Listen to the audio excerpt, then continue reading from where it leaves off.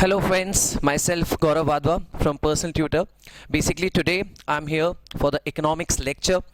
As you know very well, class 12th, when it comes to class 12th, CBSE, what the student faces, the basic problem is how to get good score in economics. Economics is such an easy subject to be dealing with. As you know very well, most of the students are preferable over class 12th accountancy, class 12 business studies, class 12 economics. But in all the three things, what plays a dynamic role is the subject like economics. आप जब भी 12th CBSE board के exam देते हैं, what matters is how to get a very good score in economics. Her student का एक basic question ये रहता है, सर इकोनॉमिक्स समझ में तो आ जाता है, it's so easy to deal with. Economics को समझना बहुत आसान है, इकोनॉमिक्स की टर्मिनोलॉजी बहुत आसान है. थोड़ा बहुत आपने क्लास 11th में बेसिकली जो आप लोगों ने पढ़ा है, that is a history economics. Those boring chapters like Indian economy on the eve of independence, 5-year plan, LPG, that is the psychology that has been created in class 11th.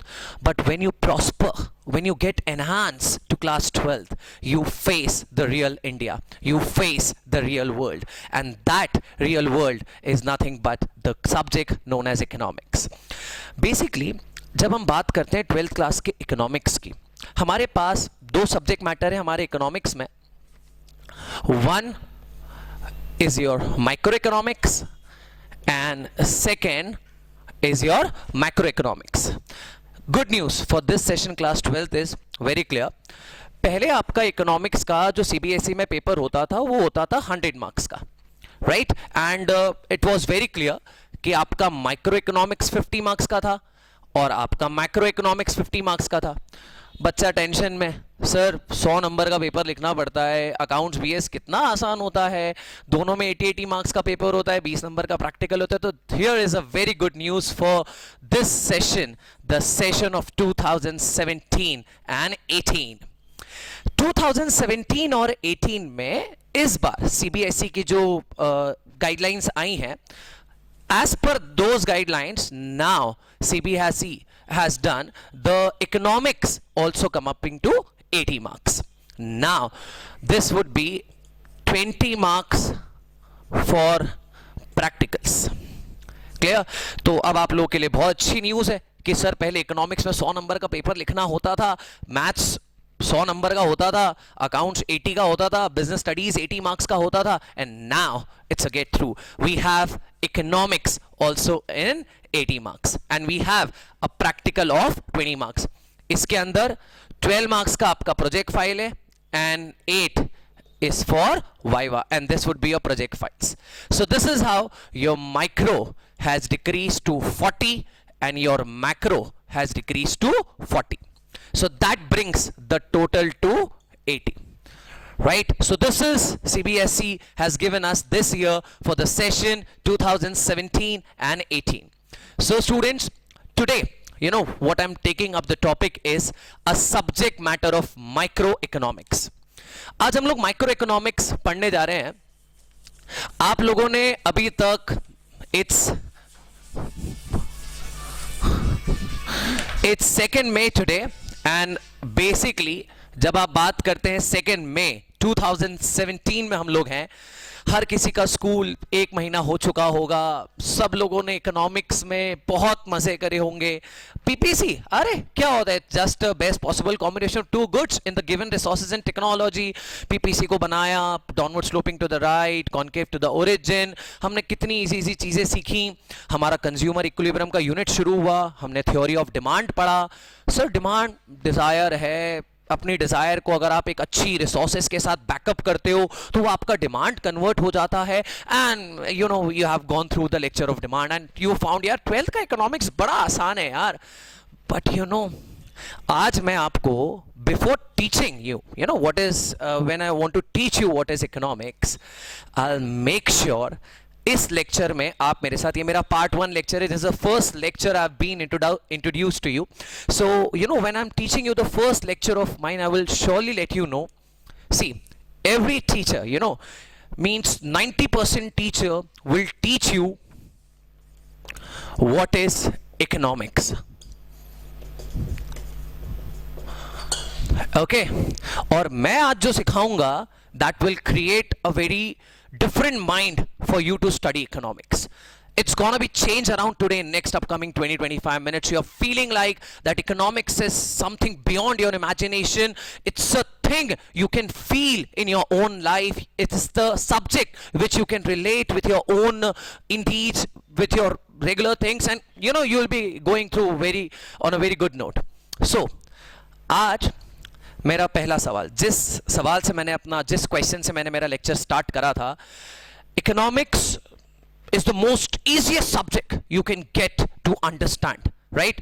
मतलब economics पढ़ के ऐसा लगेगा हाँ economics बहुत अच्छा लग रहा है, इकोनॉमिक्स के टर्म समझ में आ रहे हैं, क्या जनरल इकोनॉमिक्स तो है, डिमांड है, इक्विलिब्रियम एंड ऑल, एक कंज्यूमर प्रोड्यूसर की बात हो रही है, that's it in micro economics. But when it comes to the board exam and when it comes to the CBSE board exam of 2018, as you all are targeting March 18 CBSE boards, what matter is how to get score in economics. How to get a score in economics. This is the biggest question that has to be answered. Economics में content matter नहीं करता, content तो हर कोई समझ लेता है. हर teacher आजकल Hindi English का इतना बढ़िया कॉम्बिनेशन जमाता है कि आपको हर चीज इकोनॉमिक्स में फ्लुएंटली समझ में आ जाएगी. बट व्हाट मैटर्स इज जब इकोनॉमिक्स में क्वेश्चंस पूछे जाते हैं, उन क्वेश्चंस का मार्क्स के अकॉर्डिंग क्या कंटेंट लिखना है और कंटेंट के साथ क्या प्रेजेंटेशन रखना है, इन दो चीजों के लिए आज गौरव सर आपके साथ हैं. Very clear, right? मैं एक ऐसा टीचर हूं which will take you to the beyond of your thinking in economics. I won't restrict your mind. Never. I never restrict my child. If he is ready to think, if she is ready to think, sir, you are most welcome. Students, you are most welcome. It's you to whom I'm teaching, that's the most quality brain. That's the most unique brain to whom I'm teaching. There are a lot of things which I'll learn from you guys and you will be learning from me. So dear friends, मैंने आपको बताया कि economics में it's not a matter कि content क्या है, it's the matter of writing the content and presentation of the marks allotted as per the questions given. When it comes to a 3 mark question, sir क्या लिखें? 3 number में law of demand समझाने को आ जाता है. How will you explain law of demand in 3 marks? That I'll tell you कि marks के according score कैसे करना है. When it comes to a 6 mark question, how need to be teaching us? 6 number का क्वेश्चन है sir, economics में समझ में नहीं आता कैसे लिखें, क्या टर्मिनोलॉजीज रखें, क्या वर्ड्स रखें, हाउ कैन वी से कि हम 6 नंबर के लिए हमारे आंसर को कैसे प्रेजेंट करें. That's the biggest question into the consumer's mind. And now is the world where the teachers have to understand that yes, it's not the world of those taking up your students for 8 hours, 10 hours, 15 hours, making them sit and studying along with you. It's the time of taking them for 2 hours, giving them the smart work and take up their thoughts, take up their things, what they want to say from their mind. Right? So for that, I'm here. I hope I'm able to fulfill what you require in this lecture. It's the first lecture, guys. We are going to be having a very long bond relationship. We are going to be there up to March 18. I'm going to be there with you. You can subscribe anytime on this channel, that is Personal Tutor. No problems with that. I'll be always there for your doubts, for your clearings, for your comments. I'll be always responding you ASAP. Okay. So, you know, आज मेरा main target है, आपको economics पता है क्या है, कैसे score करना है, बट मैं आपको आज ये सिखाऊंगा कि इकोनॉमिक्स में जब कंटेंट को पढ़ा जाता है तो उस कंटेंट के साथ क्वेश्चंस कैसे पूछे जाते हैं और उन क्वेश्चंस को मार्क्स के अकॉर्डिंग आपको कैसे प्रेजेंट करना है. इफ यू लर्न दैट, आज मेरे लेक्चर से अगर आपने ये चीज सीख ली, I am promising you, you are a 95 plus scorer in boards 18. See me and you are here for CBSE boards 18. Oh, that's the basic target which we need to be getting up. Okay, so today the topic which we are taking is consumer equilibrium. That's unit 2 in microeconomics. Microeconomics unit 2, consumer equilibrium, and the approach which I am taking today is IC approach. IC stands for indifference curve approach, right? आप लोगों ने अभी तक through different lectures, to your school teachings, to your coaching classes teachings, आपने अभी तक सीख लिया होगा कि कंज्यूमर कौन होता है। आप, मैं, हम सब कंज्यूमर्स हैं। Why would we say that? See, एक प्रोड्यूसर, एक पर्सन एक इकोनॉमी में कितना भी प्रोडक्शन कर ले, कुछ भी गुड्स का प्रोडक्शन कर ले, उसके एंड यूजर हमेशा हम होते हैं। That is consumer. So consumer is that economic agent, is that economical person जो अपनी इनकम का एक पोर्शन अपने कंजम्पशन पे स्पेंड करता है और वो ये एक्सपेक्ट करता है कि मुझे उसमें से मैक्सिमम सेटिस्फैक्शन डिराइव हो। सो बेसिकली एक कंज्यूमर एक इकोनॉमिक एजेंट है, बट एक कंज्यूमर इक्विलिब्रियम क्या है? एक कंज्यूमर इक्विलिब्रियम वो पॉइंट होता है जहां पे कंज्यूमर मिनिमम पॉइंट खर्च करे, लेकिन उससे होने वाला सेटिस्फैक्शन आपको मैक्सिमम मिलना चाहिए। क्या कोई भी पूरे, मैं जितने भी कंज्यूमर्स की बात करूं, सी मैं अभी आपको माइक्रो इकोनॉमिक्स पढ़ा रहा हूं, so obviously I am gonna be dealing with the individual consumers, the individual producers, the individual firm, I am gonna be dealing with that. I am not teaching you micro economics, so I am gonna be teaching you the national income और something, you know, which will be considering nation as a whole. No, I'm not going to be doing that. Now what we require over here is कि as a consumer, as a rational consumer, हाँ, हम अगर economically बात करें तो एक consumer का rational होना बहुत जरूरी है, राइट? पूरा इकोनॉमिस्ट में whenever I talk about a consumer word, what I'm focusing on the word consumer, that consumer should be a rational person. हम कहते हैं ना, समझदार ग्राहक की निशानी होती है, मतलब प्योर दोस्तों बनिया बुद्धि लगानी है। मैं आपको क्लियर बताऊं, अगर आपको इक्विलिब्रियम करना है तो आपको बहुत स्ट्रिक्टली ये सोचना है कि आप कम से कम पैसे में मैक्सिमम से मैक्सिमम सेटिस्फैक्शन कैसे ला सकते हैं, right? So that is what consumer equilibrium is all about. By spending minimum cost, you want to get the maximum satisfaction. I'll repeat it again. By spending minimum cost, you have to get a maximum satisfaction, and that point is known as consumer equilibrium point. That point is termed as what? Consumer equilibrium point. That's the basic point which we have to study. You know very well, there were few economists जिन्होंने हमारे लिए कुछ economical theories बनाई हैं और जिसे हमें पढ़ के इन अप्रोचेस को प्रूव करना है। It's a very simple thing to stay about. हमारा कुछ भी नहीं है। दैट मीन्स हम अगर आज एज अ कंज्यूमर हमारी डेली लाइफ में कुछ अज्यूम करते हैं, कुछ देखते हैं, तो वो हमारी थ्योरी नहीं बन सकती। The earlier economist, that was the traditional economist and the modern economist. There were two economists. One was the traditional one and one was the modern economist. They both have given such economic theories on which हमारा ये approaches टिके हुए हैं. For example, मैंने आपको बताया कि consumer equilibrium का एक अप्रोच क्या होता है, यूटिलिटी अप्रोच। हम लोग आज आईसी अप्रोच ले रहे हैं। आई नो सर, आप आईसी पढ़ा के फिर यूटिलिटी पे जा रहे हो।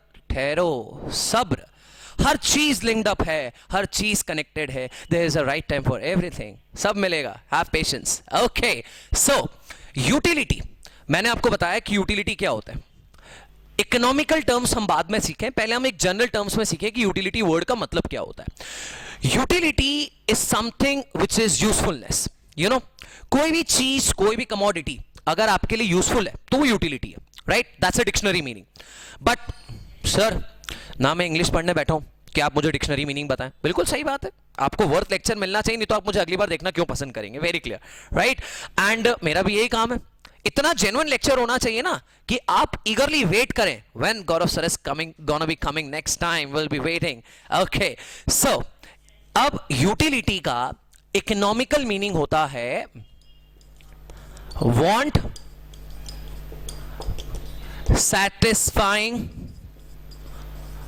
satisfying power of a commodity. That is termed as utility. That's economical meaning. Want satisfying power of a commodity is termed as utility, right? Now this utility approach for consumer equilibrium was given by Alfred Marshall.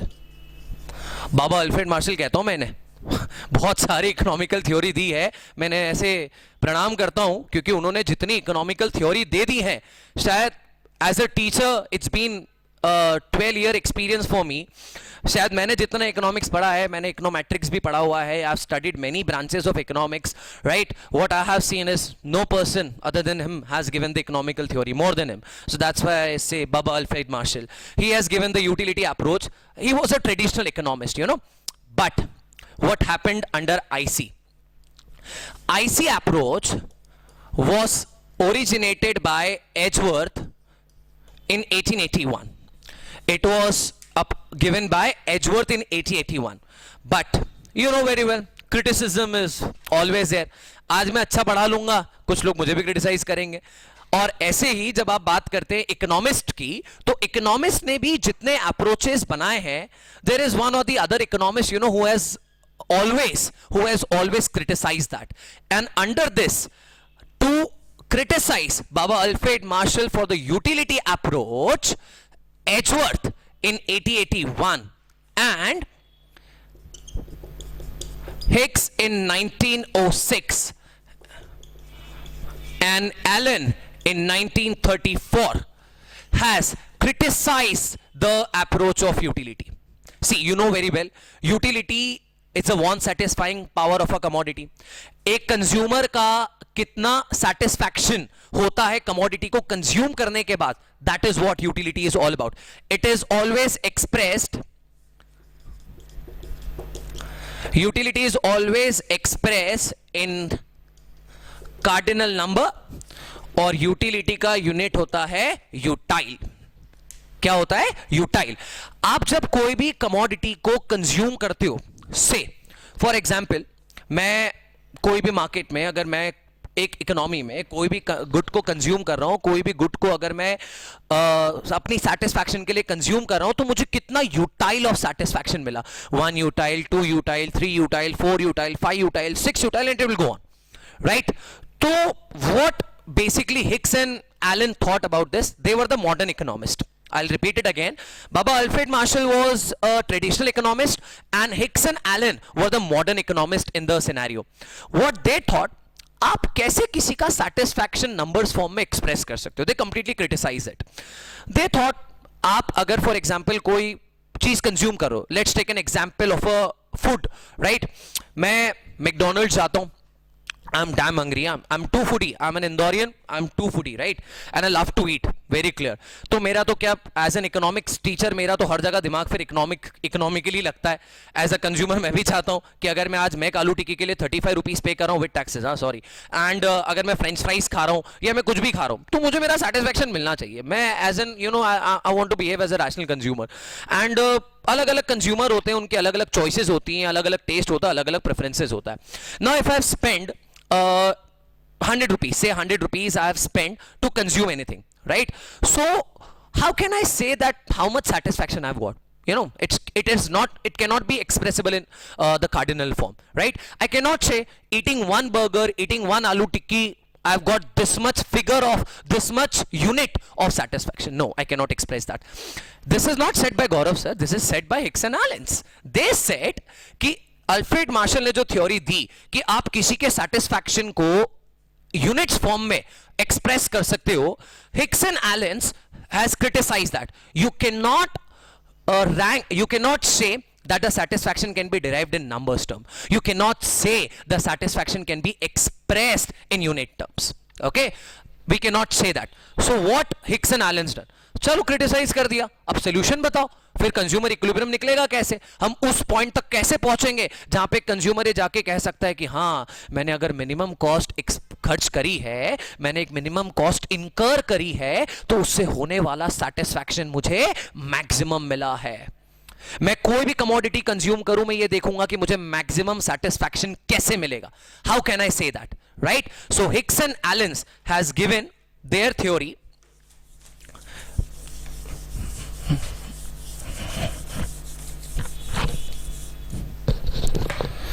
And the theory which they give in 1906 and later on developed by Allen in 1934, they have given a ordinal approach to achieve consumer equilibrium point. To achieve what? Consumer equilibrium point, not by the cardinal approach which we studied in utility. Now it's the ordinal approach.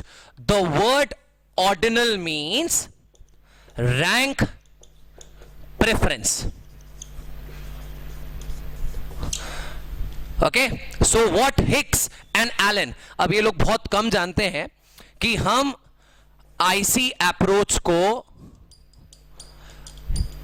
Hicksian analysis भी कहते हैं. क्या कहते हैं? Hicksian analysis. कैसे बना वो? Hicks और एलेंस की थ्योरी से, जो 1906 और 1934 में आई. जी हाँ, ये चीजें आपको कोई नहीं पढ़ाएगा. I know this, that's why I am teaching you. I know, मैं आपको इतना डिटेल ले जा रहा हूं, इतना detail. You have never studied economics at this level. I promise you that. No teacher can do this. I'm teaching you, that's why in so much of detail. My students should exactly know. हम indifference curve बोलते हैं. अरे आया कहां से, originate कहां से हुआ, क्यों जरूरत पड़ी इंडिफरेंस कर्व को लाने की? क्या यूटिलिटी काफी नहीं था कंज्यूमर इक्विलिब्रियम पॉइंट निकालने के लिए? Why we are in a requirement of indifference curve? Now let's see. So IC में, as I told you कि हिक्स एंड एलेंस क्रिटिसाइज बाबा अल्फ्रेड मार्शल कि आप किसी के सेटिस्फैक्शन को नंबर फॉर्म में एक्सप्रेस नहीं कर सकते.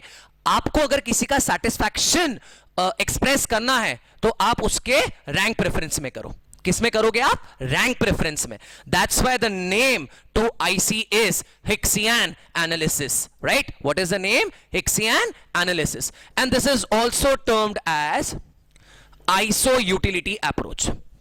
What do we term it as? ISO utility approach, right? So these are the three names on which you can get a question. Last year, 2015, if I'm not wrong, 2015 CBSE boards ने 6 number का question रख दिया. Explain the Hixian analysis of demand. And they starting thinking of Hixian analysis क्या है? ये तो कभी सुना ही नहीं था.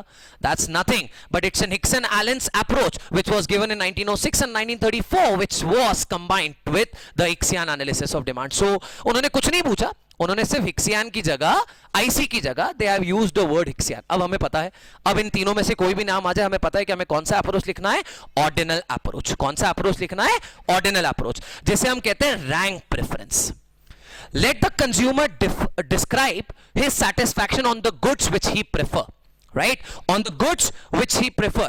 He should be allowed to rank. जब आपके पास एक इनकम लेवल है, आपको एक इनकम लेवल में बहुत सारे गुड्स का कॉम्बिनेशन अवेलेबल है. Now, जब हम बात करते हैं इंडिफरेंस कर्व की, और मैंने आपको बताया कि उसे हम हिक्सियन एनालिसिस और एक ऑर्डिनल अप्रोच जानते हैं. ऑर्डिनल अप्रोच में हम उसे कहते हैं rank preference. So let's get to the definition of indifference curve first.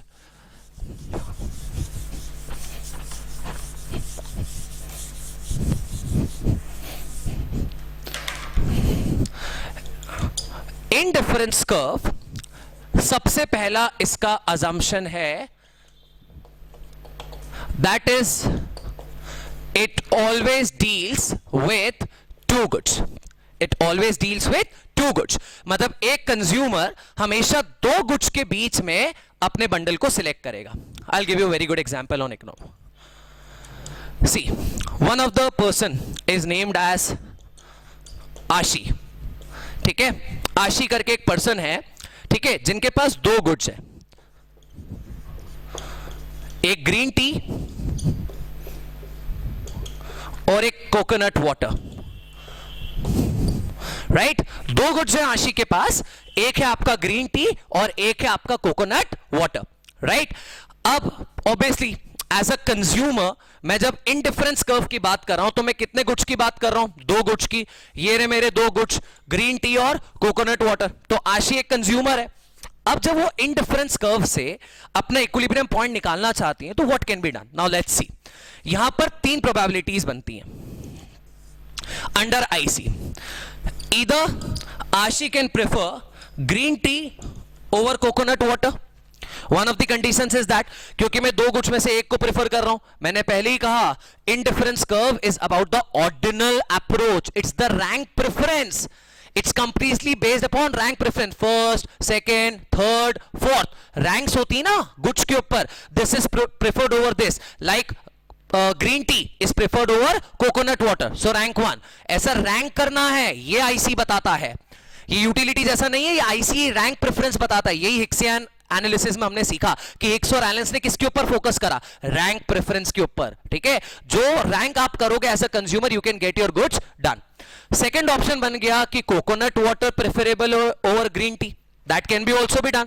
मेरे पास दो गुड्स है, अगर मैं कोकोनट वाटर को ज्यादा प्रेफर करता हूं तो मैं उसको एक बेटर रैंक दूंगा as compare to green tea. And the third option जो हमारा अप्रोच है, indifference curve. Aashi can be indifferent. What she can be? Indifferent. As green tea and coconut water gives same level of satisfaction. Green tea and coconut water gives the same level of satisfaction. So that is what IC teaches us, right? That we can be indifferent between the choices of the two goods, but it will give the same level of satisfaction. So indifference curve shows you the best possible combination of the two goods, right? और अगर आप एक indifference curve की बात करोगे, indifference curve में आपके पास जितने बंडल्स हैं, A बंडल हो गया, B बंडल हो गया, C बंडल हो गया, D बंडल हो गया, ये आपको हमेशा सेम लेवल ऑफ सेटिस्फैक्शन देंगे। क्या देंगे आपको? Same level of satisfaction. चाहे एक गुट का ज्यादा दूसरे गुट का कम सही, दोनों गुट्स का इक्वल सही, बट आप अपने आईसी में कितने भी बंडल्स बना लो, they will be giving you a same level of satisfaction, and that is what indifference curve is all about. That is what indifference curve is all about. It shows the same level of satisfaction with the different bundles of two commodities. With the bundles of two commodities, it shows you the same level of satisfaction, and that is what indifference curve means. Okay, listen guys, now dear friends, आज मेरा छोटा सा पहला lecture है मेरा, तो obviously it was just an introduction, you know, कि economics को कैसे पढ़ना है। मैंने आपको कहा आपका हमारा साथ यहाँ खत्म नहीं हो रहा है, we are gonna be there till March 18, and thanks to personal tutor who has given such an illusive opportunity for you and me to be staying connected towards the economic syllabus, and I promise you my each and every lecture is going to be very new, very unique, very interesting. Keep on waiting. This is the way we are going to be studying each and everything in so much detail that my students should not faces any minute problem in class 12 CBSE board examination 2018, right? So we'll meet soon. Tomorrow my one more lecture is going to be coming up, same with indifference curve. We'll be continuing right after the definition part of indifference curve. If you have any queries, any doubts, please let me know. Please comment on my video. It will be reached to me. I'll reply you ASAP. I said you that. Keep on watching, and if you like our channel, please do subscribe for it and let us know what is your potential towards us and what we are able to teach you. See ya. Goodbye. Thank you.